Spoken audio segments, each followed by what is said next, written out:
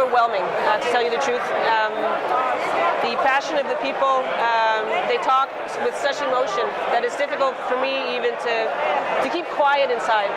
So I try my best to remain stoic, but I'm deeply, deeply touched by everybody around me and by the love that they have for my dad.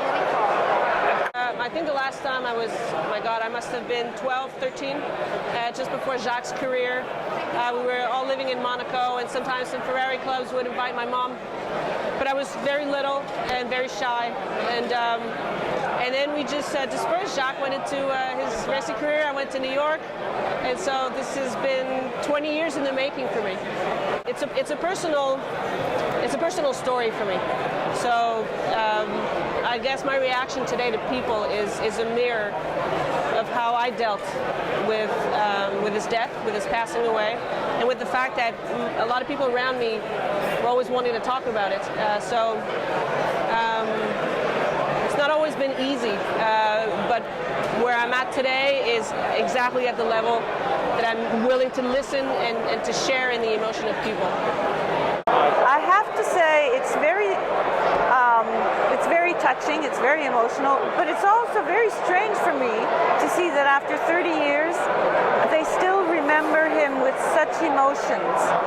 You see people coming to you with tears in their eyes, with t-shirts that they've saved for more than 30 years because it has Gilles' signature on it.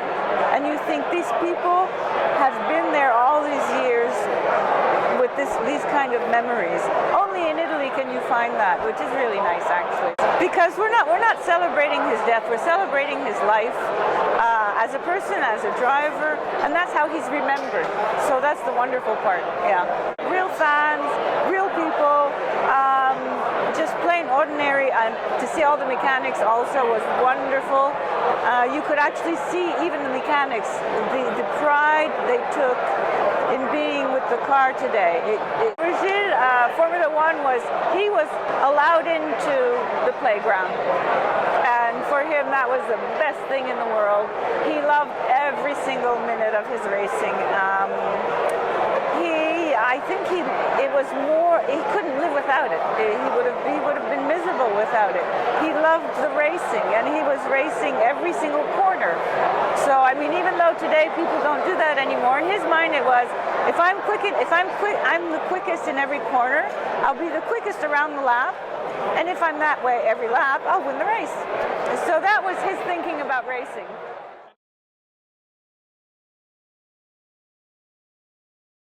Today it's a special day. It's first, it's the anniversary of Gilles. After 30 années. 30 years. 30 years. And when I sitting me in a car, it was really exciting because when you put your ass in a Formula One car, it's always exciting. But when you are sitting in the car of Gilles, we make a very special race in Dijon together, especially the 5 laps in Dijon. It was exciting for me, and to remember it's part of my life, life during the race, and part of my life with a friend, with Gilles. So how good? Big emotion. So it's a big emotion not only for myself, but always a big emotion to see a lot of people is coming, because everybody in Italy, and I think in the world, love Gilles Villeneuve. Why they love him?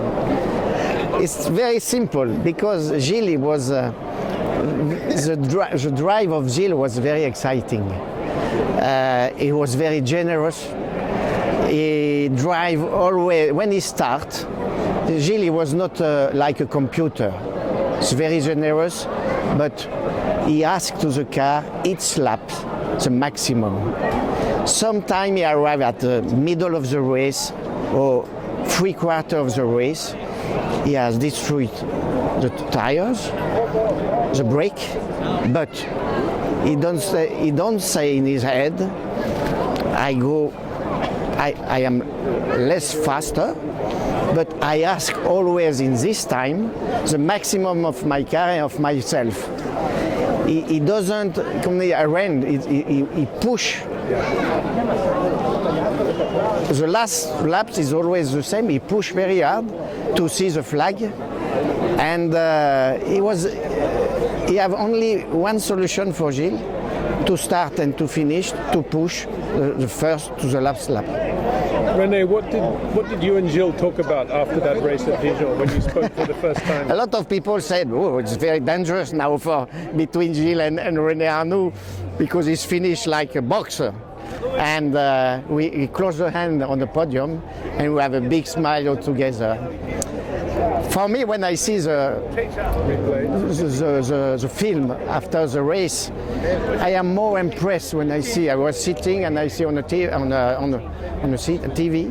and I said, "Putain, we make this 5 laps with a very high level."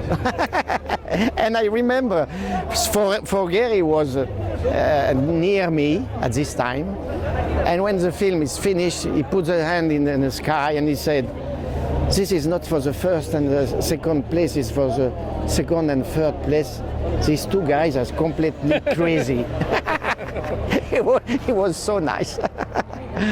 Gilles, but one thing, this duel was possible only a lot of respect about Gilles, and I am not a big head. Only between Gilles and me. Why? There is a reason, some reason, because Gilles was a very fantastic friend of mine in life. When we were on the track, each weekend he said, "You go with me to eat some Italian food," or I said, "You come with me to eat the French food." And when you know very well the guys, when you love the guys, you have a possibility to do some strange thing. Because when you have the wheel like that in Formula One, it's really dangerous. Yeah. But I say in my head, I know that it doesn't stop. And he said, I know that René doesn't stop the war, because it was the war. And if you stop, it's really dangerous at this time. But everybody know that you see the last lap and the flag in this condition. I want to finish second, he want to finish second, he finished second, I finished third. But it was the same, I think, in this day. For me, he was not a driver. I said always, Gilles was a very big acrobat. He was only in sur le fil, on dit in French. So on the tightrope? Yeah, exactly. Sometimes he go on the right, but he come back on the left. Sometimes he goes on the left, he come back on the right. Always like that. Always. And this is during each lap, each race, he drive like that. In practice, it was like that. In official practice, it was like that. In race, it was the same. And I think this memory that everybody has about Gilles, because it was very generous. This is for me. It was. I finished. It was a fantastic guys.